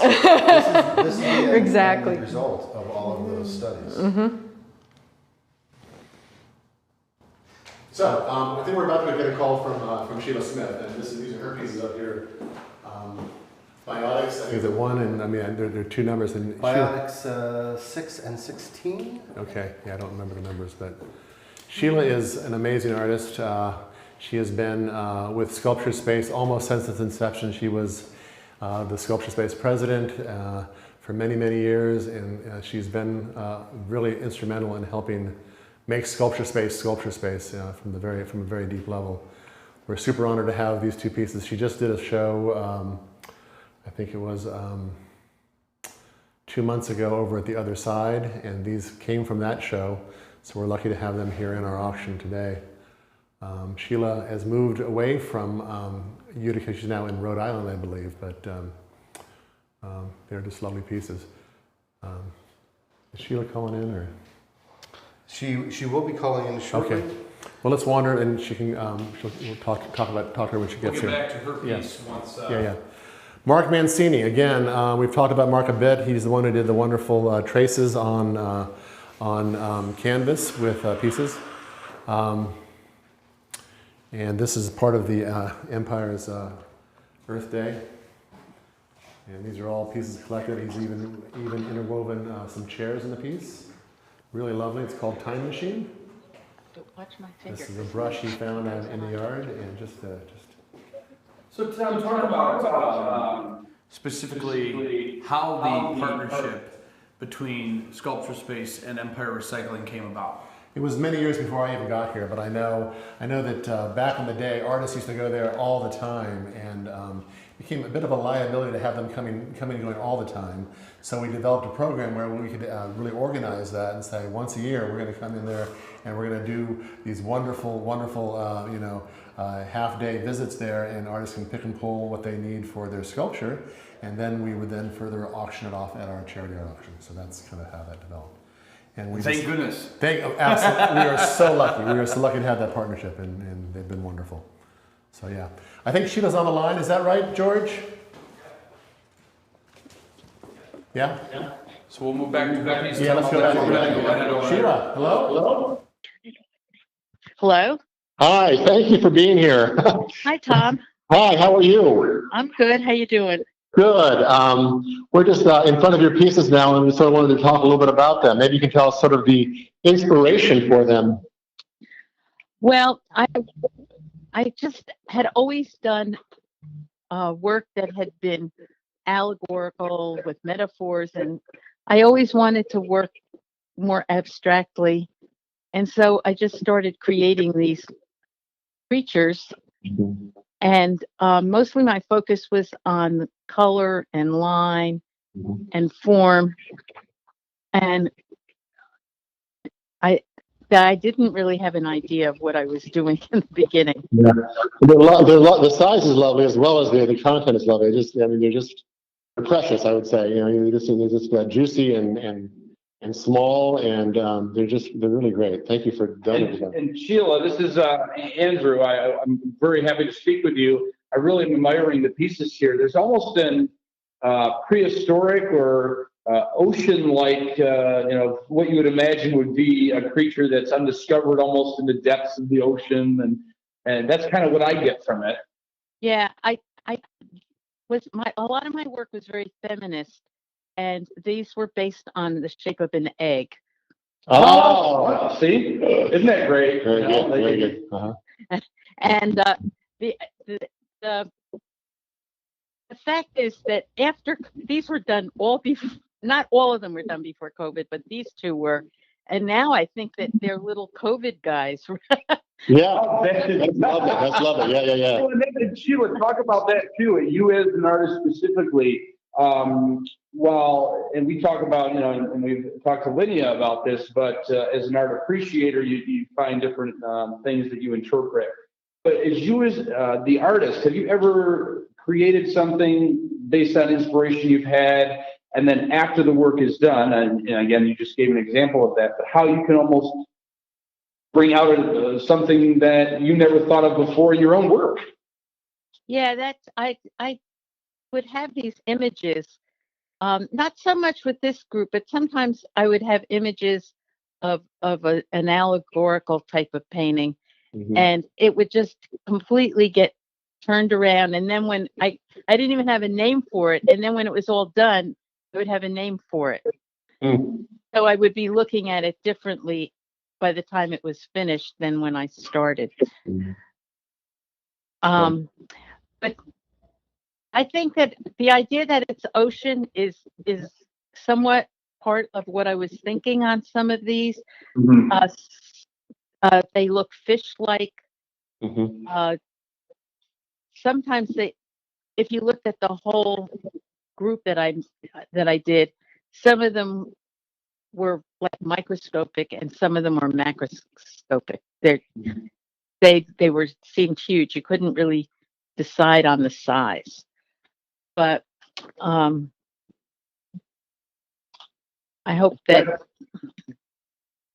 they're definitely fascinating pieces, we thank you for contributing them. Well, not only contributing these pieces this year, but just thank you, Sheila, for all you've done for Sculpture Space over the years. You've been such a wonderful supporter, and thank you for that. Yes, indeed. Yes, indeed. Thank you, Sheila. Yeah. Okay, you're welcome. All right. Talk to you soon. All right. Bye-bye. Again, we are about less than 20 minutes away from the end of our bidding, so if we could, I know that we're still going to speak bid often and bid high. We're going to speak with A. Young and Nicholas shortly, but before we get to them, we do have a number of pieces we still have to get to in this room before the final bids come on. out. A couple. This one right here. Okay. This is for your entryway, I think. This is the one that needs to be your entryway. The statement of our time. Could this be heaven or could this be hell? This is Dr. Robert Edgell again. Wonderful photographer, a member of our board. Bid off and bid high in this one. This one is just a stunning, it says a lot without saying anything at all, right? I'm reminded of the song, I forget who sings it now, Hey There, Little Red Riding Hood. That's right. That's right. Oh God, I gotta look that up. I was about to look that up, but it's such a great tune. That's that's what it reminded me of. And it's interesting too because I'm glad that we're highlighting some of these pieces. Robert Channing is a wonderful guy, good friend of mine. Robert's work is incredible. What he is able to do. Not only what you see here, E equals MC squared is the piece, but his speed painting as well. Really a remarkable guy. Tom, tell us about this. The size of it. I'll give you the size, that's all. Because you see online, and it's a definitely valuable tool for you to bid and see some of all of the pieces that we have on display. But I was surprised to walk in this room this evening and say, wow, that is very large. So, and it's funny because, and Kip, maybe you can speak to this too.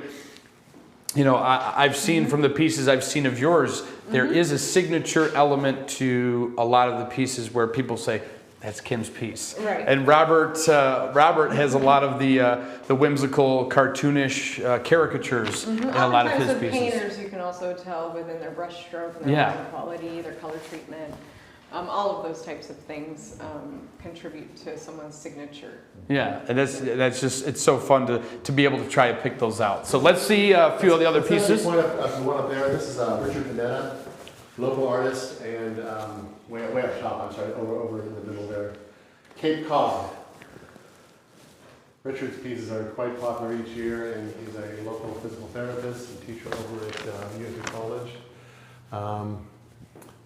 And he just does some very interesting stuff. He's taken, I think, a map of Cape Cod and reworked it in a way. So for all of you Cape Cod fans out there, that's a lovely, lovely piece. Mark Mancini over here is here's another one of Mark's pieces. Again, we talked about this before, but overlaying screens and wires and all kinds of things, and then taking a black spray paint can and going to town. And this one I think is called King. As you can kind of see, there's a face in there. It's just really quite subtle and quite neat. Mario Colon, another one of his pieces. We saw a big screen print in the other room. This is a smaller print. Quite talented artist here in town. Teacher at many of the colleges and many different places. Anne Reichland. Again, we saw her photograph work in the other room. This is a piece, part of previous year's Earth Day. And what I love what she did here is she created a wonderful basket of sorts, sculptural elements with aluminum. And then she drew what she created. So this is all one piece and it comes together. Sounds like we have a Young and Nicholas on the line. Hello, are you there? Hi. Hey, Young, how are you? Good, how are you? Hey, how are you? Thank you for being on the phone with us. We appreciate it. Yeah, of course. You guys that don't know, Young and Nicholas were artists, residents here in tell me, what month were you here, guys? Sorry? What month were you here at Sculpture Space? Do you remember? Sorry, I can't really, I'm so sorry. Okay. They're here in May, April, May, yeah. Yeah, we were here. We were there during April. Sorry, we're having some technical difficulties here. Just wanted to ask you about the piece you created of your two faces and the bonnet of flowers, leaves, in gold. Really close to Hi. Hi. Can you tell us a little bit about the piece you created, the Earth Day piece you created with the flowers and leaves and the two faces? Is a face of a young on one side and Nicholas on the other? Yeah. So that one I collaborated on that piece with artist Nicholas O. So that actually is like the beginning of a new series of works where we are creating like these double-headed objects that will also be used during like performances that are based on like rituals, ancestral rituals. Yeah, and so we just kind of wanted to explore this idea of like having an object where you have two people who are super close, but then there's this idea that they're not able to see each other. Oh, that's very fun. Yeah. Ideas of like intimacy and connection. Yeah. And the faces are so detailed. How do you get such detail? So there are actually molds. We did like we created a plaster mold of faces using alginate. Yeah. And then they're cast. What's the material they're cast in? I'm sorry? What's the material they're cast in? It's plaster. Oh, okay. Wow. Yeah. Really, really beautiful. One piece we didn't show. We don't have in front of us here, but there's another piece you did. It was a mask with a flower in the middle. Yeah. What is that? Can you tell us a little bit about the symbology behind that?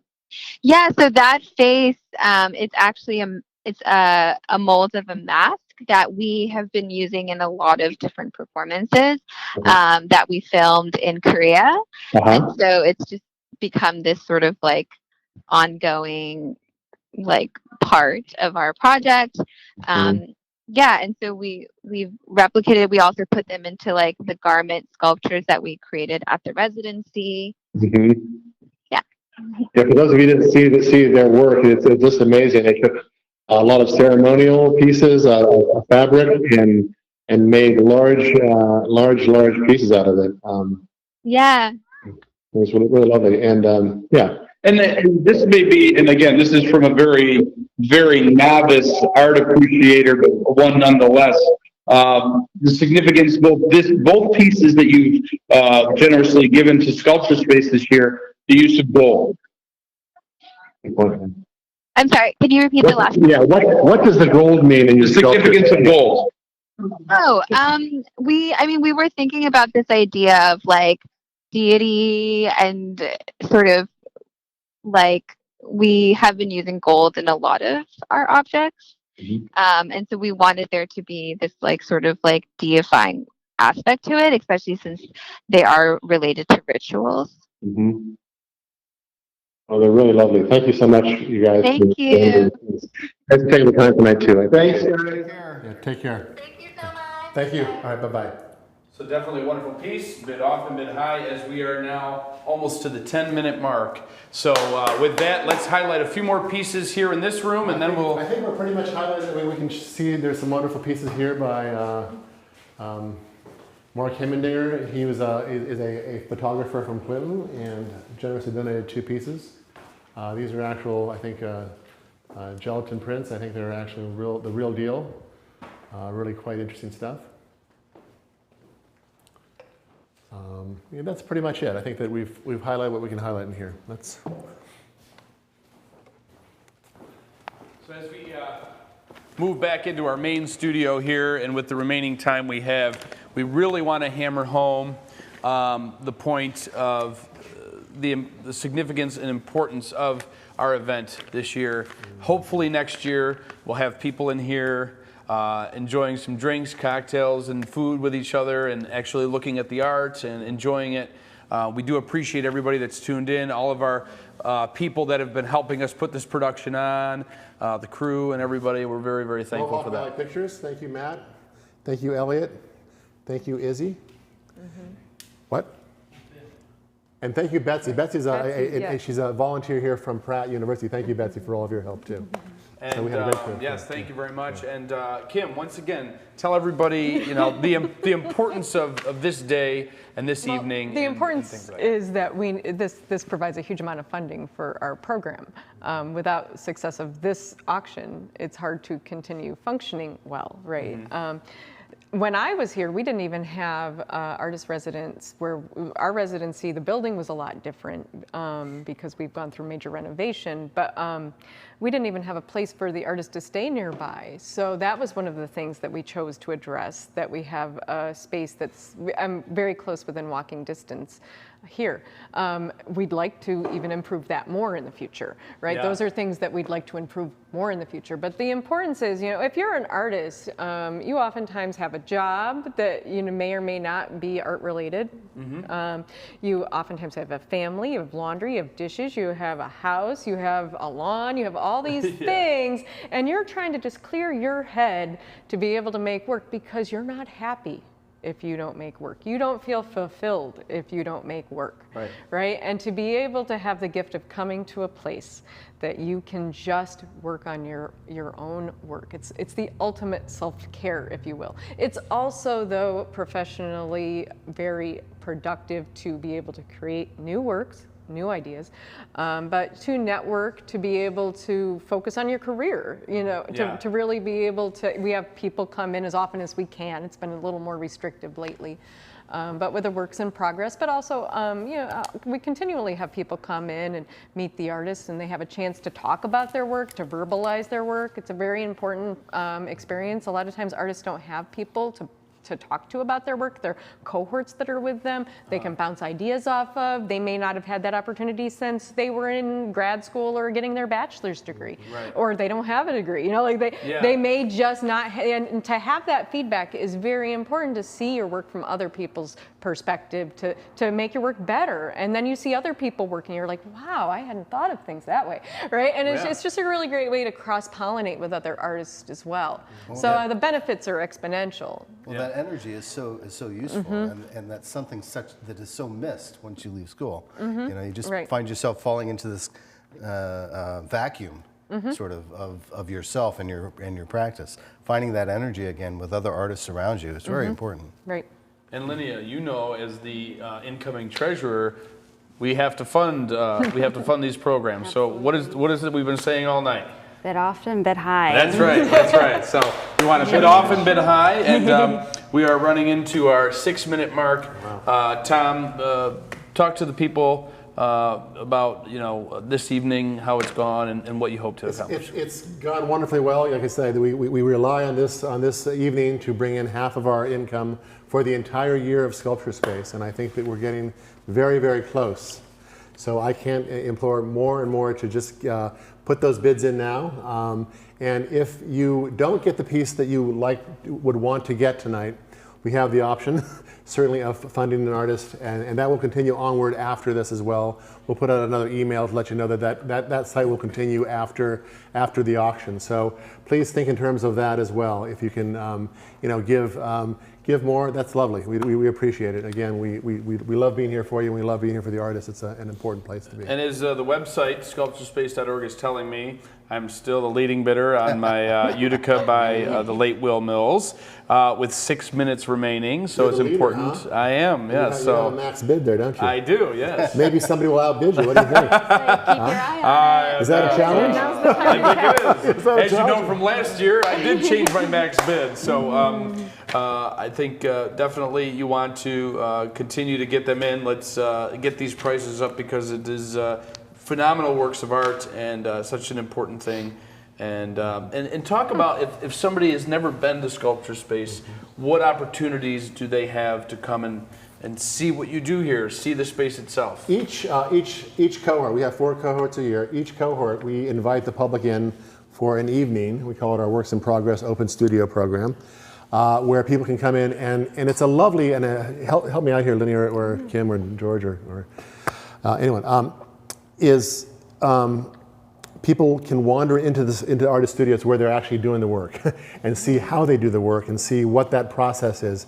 We're so process driven here, which is lovely because people who've never experienced art before can experience it up close and personal in a really positive way. And Kim being here before, I mean, hopefully you felt that it's a two-way street, because I think artists get a lot from talking to people about what they do. I mean, does that feel right? Oh, absolutely. Yeah. Talking to people makes you verbalize what you're thinking. And if you never have to verbalize something, sometimes your thoughts are maybe scattered, right? And so it's very nice to streamline that into something that then maybe becomes the artist's statement. But that type of practice, and then you're like, I didn't even realize that until right now. When I've been making this work, and you hear other people's observations, their interpretations may be completely different than what you expect. Right.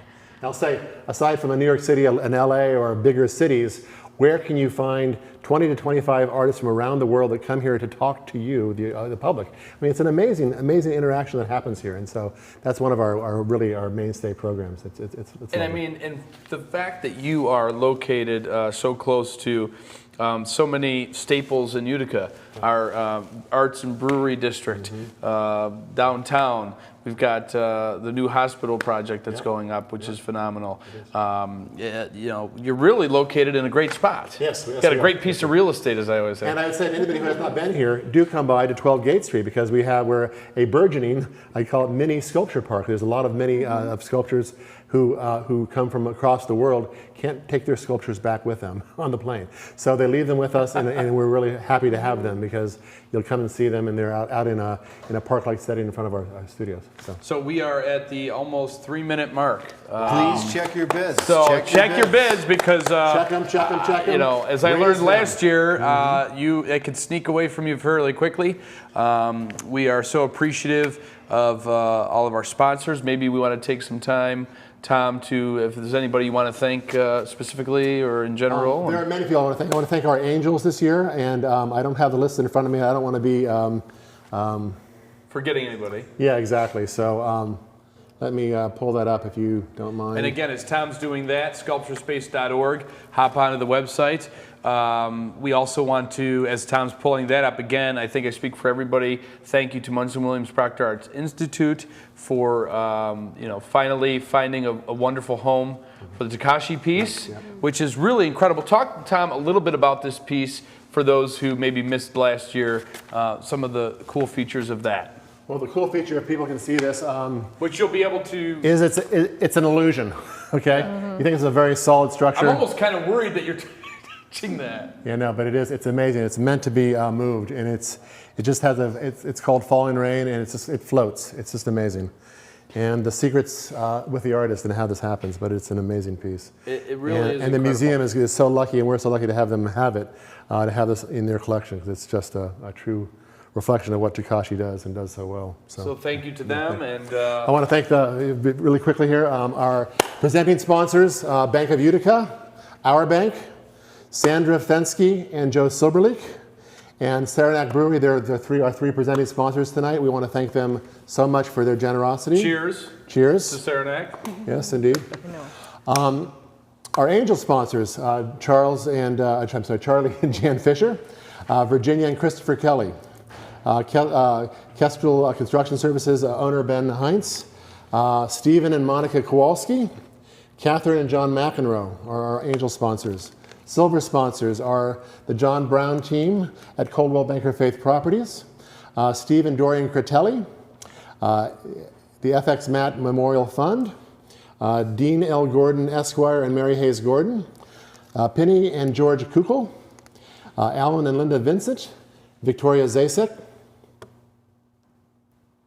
And we are getting closely. 20 seconds. We're getting down to our countdown of the closing of the bids. Stop thanking people, but there's a bronze, iron, and iron sponsor that are also very, very thankful for. So thank you, all of you, for your generous donations. So we're down to we're a lot at the here. 5, 4, 3, 2, 1. The bids have closed. And I have successfully got another item from Sculpture Space's Charity Art Auction. And I am very honored to be hanging this in my new home. Very nice. Lovely. Amazing. Yes. Lovely, lovely. Okay. To Kim and George and Tom and Linnea, it has really been an honor and a privilege. It's been a fun time sharing the space with you. Kim, learning about your phenomenal pieces and the artist perspective, the art appreciator perspective. And of course, being a part of a board is voluntary, and it means that you have a true passion. And as somebody who really is happy to have a place like Sculpture Space in the city that I call home and was born and raised in, thank you for all that the four of you do, and for having me back. I was truly honored to be here. Oh, no problem. Thank you, Andrew. So, Realtor extraordinaire and radio personality, Andrew. Thank you very much. Yes, thank you. Little bit of housekeeping before we get off the air, guys. Is the last thing I'm going to say is those winners we will post tomorrow on the front page. You'll be able to click on the top bar of our website.